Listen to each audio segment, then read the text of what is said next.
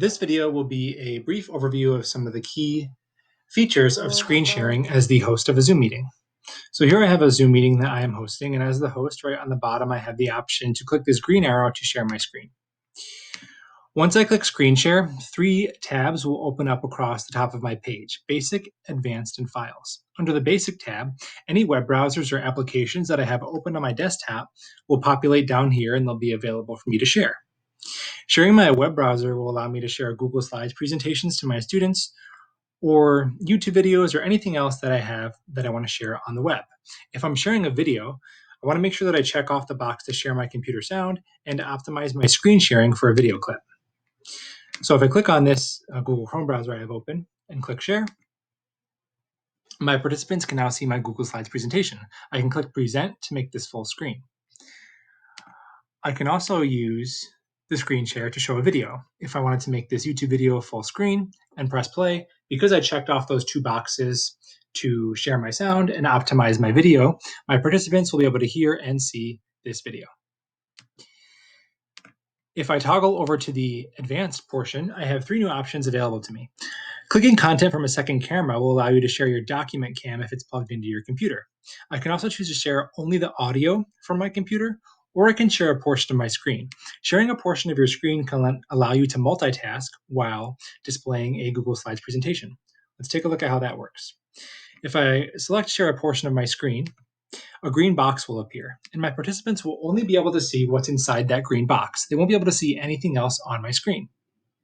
What I like to do is minimize my Google Slides presentation so that it's taking up about half the screen.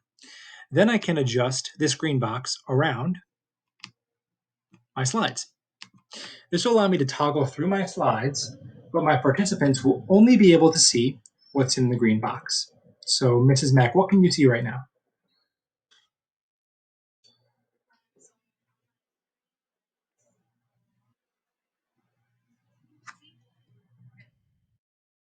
Can you see anything else? All she can see. Speaking of Mrs. Mack, we want to make sure that we can also see our participants while we're screen sharing.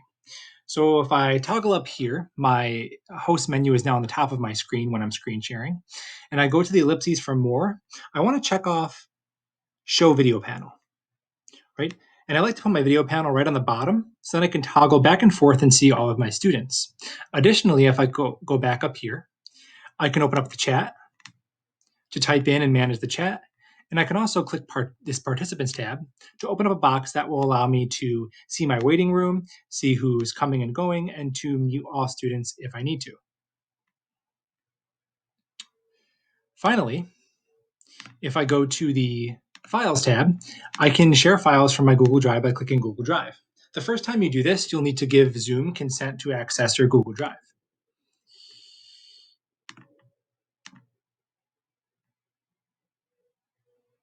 Once you're in, all of your Google Drive files will be available to you to share. So let's say I wanted to share this ELA bundle. I would click Share Screen, and then click Open. This will then open this file in my Basics tabs. It'll be one of the files available to me to share. Then I can share my screen. When I'm doing this, I'm going to share my whole screen, not just a portion. And I can still pop up the video panel while I'm doing this as well. What's neat about this is that you also have the ability to annotate. So if I come up here and I click Annotate, there's lots of things I can do. I can highlight, I can draw, but I can also add a text. So if I'm guiding students through this short word sort, I can add text boxes. And I can add as many text boxes as I want. So those are the basics of screen sharing in Zoom.